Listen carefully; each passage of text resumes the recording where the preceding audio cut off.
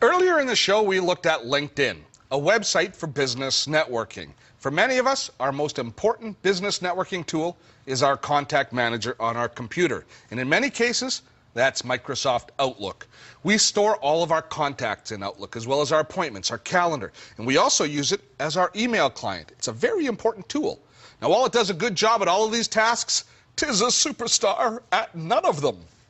Good enough seems to be the cry from most of us regarding Outlook. Now, fortunately, Outlook is built to work with other applications and tools. So, bright minds have come up with better, or at least different ways to do things within Outlook. Now, these Outlook add-ons can be as significant as entire new applications that work side by side with Outlook and share data, or as simple as a utility to overcome a weakness within Outlook. Let me show you my version of Outlook, because everybody's is unique. I've got 4 different add-ons installed right now. I've got Plaxo installed. Now, Plaxo is a tool that allows me to share contact information with other people in my database so that I always have people's current phone number and email address and that sort of thing. And there's all the tools for Plaxo here. We looked at it in a previous season. Now, we just looked at LinkedIn earlier in this show. The LinkedIn dashboard gives me the same kind of access to LinkedIn as the website, but now I'm doing it right from within Outlook. So it's really extended the capabilities of Outlook to do many of the things that I could do at the LinkedIn website right here within my Time and Contact Manager, which is a great place to have access to my LinkedIn contacts. Along the top here, in a totally different area, are all of my Norton anti-spam tools. I get a lot of spam email, and I rely on Norton anti-spam to filter it. It's an Outlook add-on, so it now filters all my spam email for me. And then finally, down here, we have the Sperry software add-ons. Now, Sperry is a company that does a great job at redressing some of the challenges we face within Outlook. Now, they've got a whole collection of tools, if we take a look here at their website, which can make our Outlook lives just a little bit better. There are actually more than a few add-ons in the Sperry software catalog, if we take a look. Let me show you some of the highlights. Some of the utilities save you a little bit of time, which over the years can end up saving you a lot of time. For example, add email addresses. Every time you send an email to someone or reply to an email, this will make sure that that email address ends up in your database, in your contact list, so that next time you go to enter it, it's there already. You don't have to manually enter it every time. So over time, that's going to save you a lot of energy.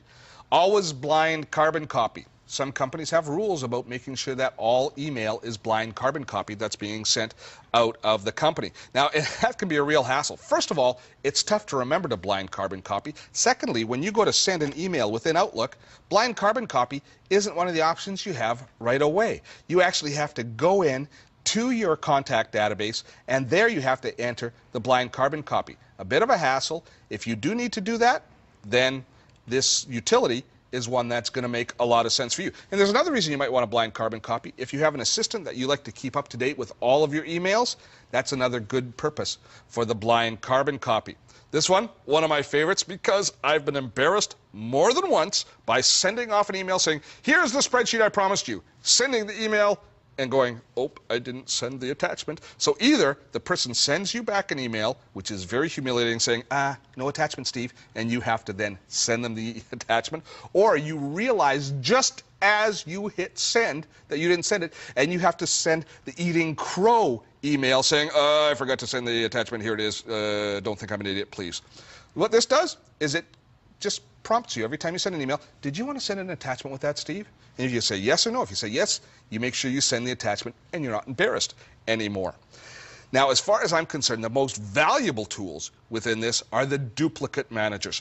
Now, for some unknown reason, Outlook seems bound and determined to duplicate things, to replicate records within itself. This tends to happen once we attach a PDA. Once we attach either a BlackBerry or a Palm device, all of a sudden something happens in the data structure of Outlook. It has a brain fart and it starts to duplicate contacts, duplicate appointments, duplicate notes. We don't know why it does this. We don't know how it does this. All we know is it does it, and it's frustrating as heck. The duplicate manager will actually go through our different folders, find all the duplicates, and then remove them for us. It seems like a lot to go through, but if you've ever had 780 names in your database suddenly duplicated into 1,560 names and then had to go through and remove every other one, this is worth the price of admission all by itself. let me go ahead and show you how we manage our different Sperry add-ons.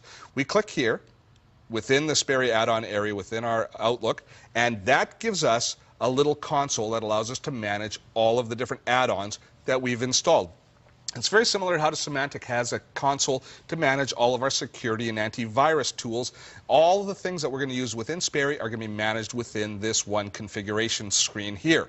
So in my case, I've got some duplicate contacts in my contact database. I just click here on contacts.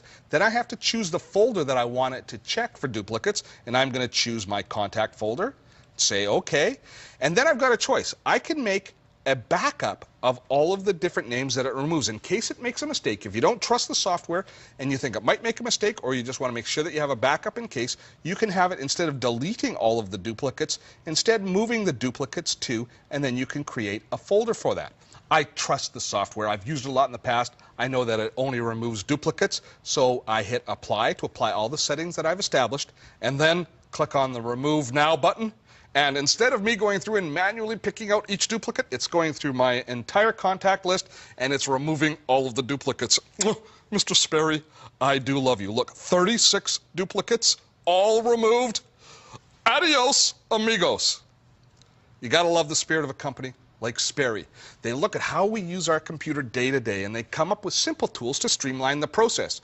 Now, when Microsoft comes out with a new version of Outlook, they're going to undoubtedly overcome a lot of the limitations that Sperry now addresses, but never fear. There's always going to be lots of new improvements possible, and you can bet that the Outlook add-on market will be there to come up with unique and valuable solutions.